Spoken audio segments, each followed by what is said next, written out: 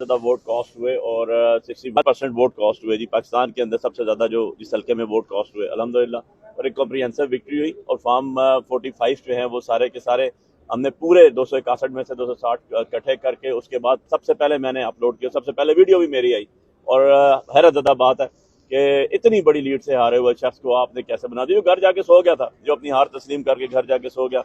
मैं शुक्रगुजार हूँ अपने साथ जो हमारे बाकी कैंडिडेट थे, जिनमें मुस्तफा नवाज खोकर साहब थे, जिसमें तहरीक लब्बैक के कैंडिडेट थे, जिसके अंदर इवन जमात इस्लामी के कैंडिडेट थे, जिनमें से तहरीक लब्बैक के कैंडिडेट ने और मुस्तफा नवाज खोकर ने पटिशन दायर की, जो मेरी पटिशन के साथ क्लब हुई कि ये हमारे विनर हैं और ये जो फॉर्म 45 हमारा है और जो तहरीक लब्बैक है और जो मुस्तफा नवाज खोकर साहब का, सारे मैच कर रहे हैं। तो क्वेश्चन रेज हुआ है। इस क्वेश्चन को एड्रेस करने के बजाय जो हमारे आरओ साहब ने जो लॉ को वायलेट किया, वो तो उसके जवाबदेह हैं ही हैं, और उसी लॉ को वायलेट करके इतने लोगों का मैंडेट चोरी करने की कोशिश की गई। ये चोरी हो नहीं सकता, ये अल्टीमेटली नोटिफिकेशन हमारे ही होने, क्योंकि हमने सारे के सारा रिकॉर्ड बाइंड करके कमीशन के सामने बुक में रख दिया, मीडिया को सबको सब सर्कुलेट कर दिया। इंटरनेशनल मीडिया के पास जो बाहर से फोन आते हैं और कहते हैं जी ये आपका रिकॉर्ड है, ये चीजें हमारे पास मौजूद है। हमने एक्सेल शीट भी बना दी और वो भी मैं सबको डिलीवर कर दिया already. So the thing is के अभी पोजीशन क्या है, एक रिस्ट्रेनिंग ऑर्डर दिया इलेक्शन कमीशन ऑफ पाकिस्तान ने, जो हमें भी दिया और तीनों हल्कों के अंदर दिया। रिस्ट्रेनिंग ऑर्डर दे दिया 11 बजे के 10, साढ़े 10 और 11 के दरमियान सारे ऑर्डर्स हो गए वहां से, और अपनी डिप्टी डायरेक्टर को बुला के कहा कि कन्वे करें। और उसके बाद 1 बजे का टाइम था हमारा कंसल्टेशन का, कंसल्टेशन हमारे बगैर होगी। यार लॉ तो फॉलो कर लो। मैं तो कहूंगा कि आपने नमाज पढ़ ली, बगैर वुजू किए हुए 45 फॉर्म होगा, कंसल्टेशन होगा, फिर 47 के ऊपर जाएंगे ना आप, फिर 48 49 पे जाएंगे। किस तरह के ये मामला चल रहे हैं। और कॉन्स्टिट्यूशनल पोस्ट है, मैंने आज चीफ जस्टिस साहब को भी कहा कि जी कॉन्स्टिट्यूशनल पोस्ट भी जो लोग बैठे हुए हैं वो कॉन्स्टिट्यूशन के ताबे हैं, वो कॉन्स्टिट्यूशन को फॉलो करने के जिम्मेदार हैं, वो कॉन्स्टिट्यूशन से बालातर नहीं है, उन्होंने कॉन्स्टिट्यूशन को फॉलो करना है। कॉन्स्टिट्यूशनल असेंबली, कानून साज असेंबली, हमारा कॉन्स्टिट्यूशन शुरू होता है किरारदाद मकासद से, और कॉन्स्टिट्यूशन शुरू होता है जिससे वो किरारदाद मकासद से।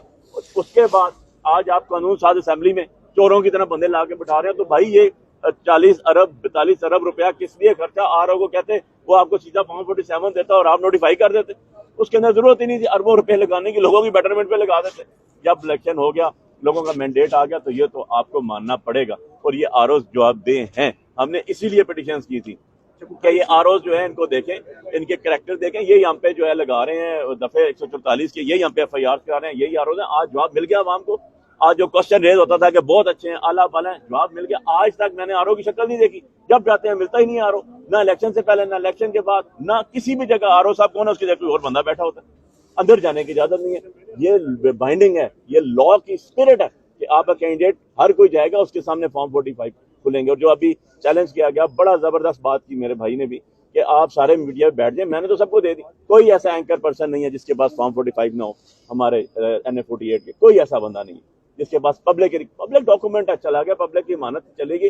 व्हाट इज फॉर्म 45, ये देख लें। इसके ऊपर एक कार्बन कॉपीज होती हैं जिसके ऊपर आपका प्रेसिडिंग ऑफिसर के साइन और अंगूठे हुए होते हैं, और जितने आपके कैंडिडेट्स होते हैं सबके साइन हुए होते हैं और सबके डॉक्यूमेंट्स मौजूद होते हैं। सो ये जो शबखून मारा गया, ये इस तरह नहीं चल सकता। It will be over. ये बताएं कि ये अगर आपकी जीत का नोटिफिकेशन जारी हो भी जाता है तो आप सब कुछ भूल जाएंगे, या कानून के तहत आप इसको एक गलती कहेंगे रिटर्निंग अफसर की, या ये जालसाजी कहेंगे? कानून क्या कहता है? मैं ये बताऊं कि ये गलती नहीं है। अगर ये जो आपकी बात है, अगर मैं इसको तस्लीम कर लूं तो फिर सारे गुनाहगार कहेंगे जी ये तो हमें ना दे। Ignorance of law is no excuse. कानून क्या? Ignorance of law is no excuse. Complaints होगी, अभी प्राइवेट कंप्लेंट्स आएंगी, अभी कंटेम्प्ट आएगा। सबसे पहले तो ECP के ऊपर कंटेम्प्ट, ECP की कंटेम्प्ट फाइल होगा अगेंस्ट द आरओ कि ये एक ऑर्डर आ गया, ECP का ऑर्डर है, उनका अपना ऑर्डर है और उसके इम्प्लीमेंट नहीं किया, कंटेम्प्ट किसके पास जाएगी?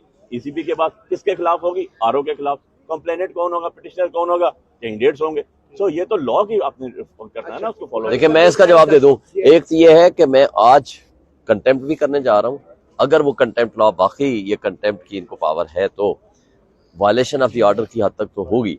दूसरी बात, इनके खिलाफ FIR दर्ज कराने के लिए पूरी तरह हम एफर्ट्स करेंगे, क्योंकि जिसने फुर्जरी की है या मिसयूज ऑफ पावर किया है वो करप्शन में भी मुलव्वस है, और इलेक्शन कमीशन को भी इख्तियार है कि न सिर्फ उनके खिलाफ डिसिप्लिनरी एक्शन ले बल्कि उनके खिलाफ खुद FIR कराए, क्योंकि ये डस्का केस में ऑलरेडी ये कर चुके हैं। अच्छा, लिहाजा केस के अंदर कोई कार्रवाई आज तक किसी अफसर के खिलाफ ऑर्डर इन्होंने की, ऑर्डर किया उनके खिलाफ भी